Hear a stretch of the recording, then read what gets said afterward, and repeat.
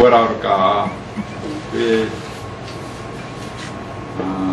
두 가지 점에서 그런 부분을 생각할 수 있는데, 하나는 우리나라가 사선하기 힘들다는 얘기가 우리나라 정치가 좀 그동안 이제 정상적인 것이 아니지 않느냐 그런 생각이 들어요. 외국에서는 요번에 일본도 4선이면은 4, 5선이 부대신을 해요. 그 다음에 3선들이 정무관을 하고요. 그 다음에 장관을 하려면 6, 7선이 넘어가야 돼요. 대신하려면요.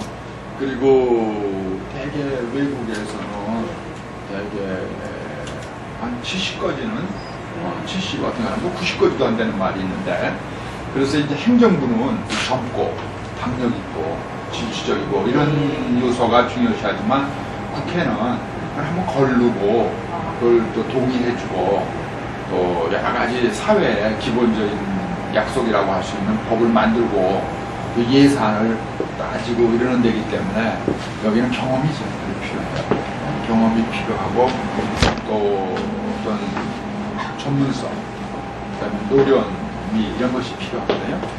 그런데 전문성으로 봐도 장관은 1년이면 갈리거든요. 그 다음에 국장도 뭐 1년 정도면 또 보직을 바꿔요. 그렇기 때문에 사실은 국회가 전문성이 높은 거예요. 여기 기본이 4년이고 뭐 재선만 해도 8년 아니겠어요?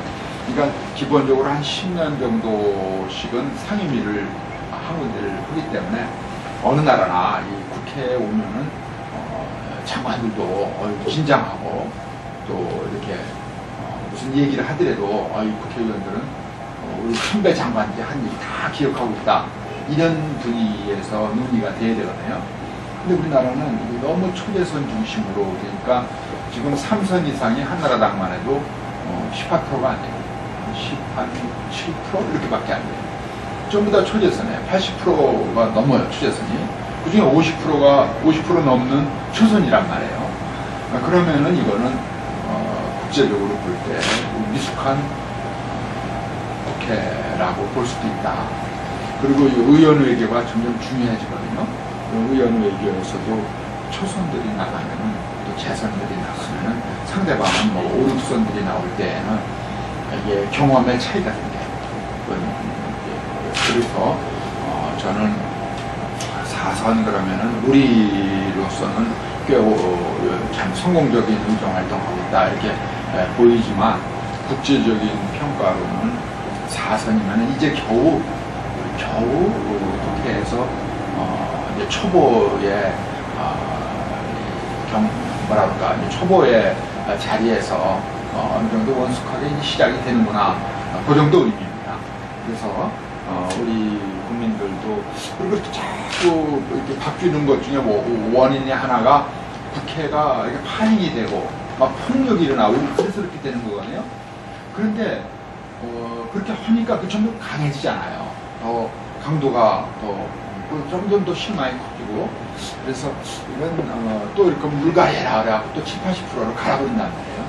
그러면은 이제 우리가 걱정하는 거는 다음 19대 국회가 또 더 미숙해지지 않을까, 그런 생각이 들면서 이 막대한 어떠한 그 재정과 또 방대한 조직을 갖고 있는 행정부를 견제하고 행정부와 맞먹는 상권의 한 축으로서의 입법부가 유지되려면 이거는 소수가 국민을 등에 업고 오랜 경험을 통해서 다선 위주의 편성이, 선수가 중요해요, 국회에서는. 근데 다선 의원이 없습니다. 뭐 6선만 해도 몇 분 안 계시고 5선은 없어가지고 문제다니고요.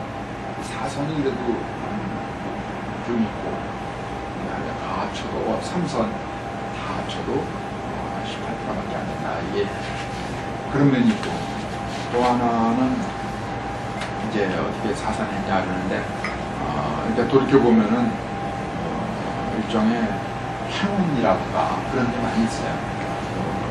제가 이제 고등고시 볼 때 1년에 30명밖에 안 뽑아요.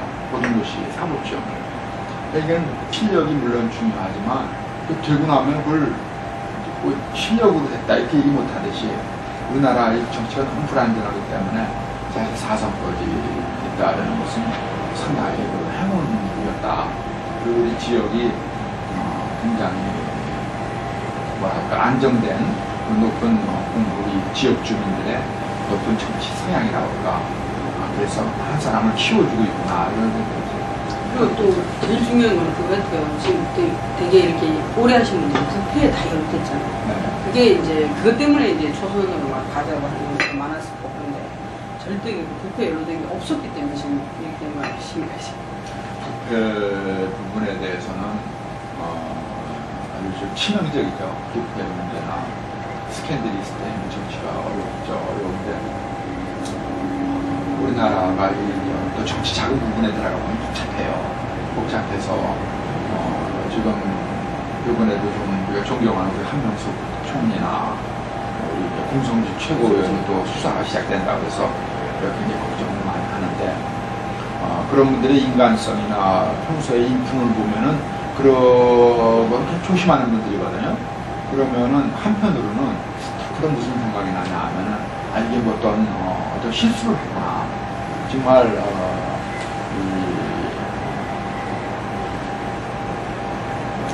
한참 정치 자금을 만들어야 되는 필요성이 있었죠. 당에서.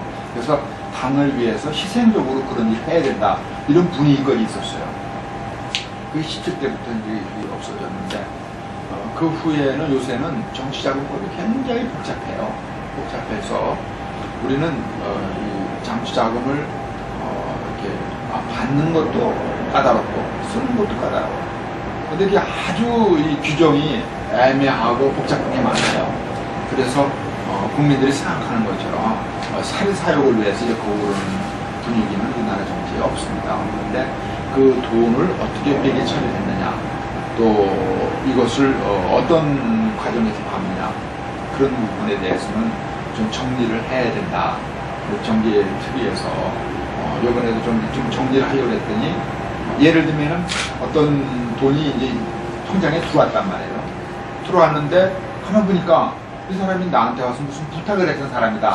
그럼 30일 내에 돌려주면 되게 돼 있어요. 근데 30일 내에 돌려주면은 면책이 된다라는 규정을 분명히 두려고 그랬거든요.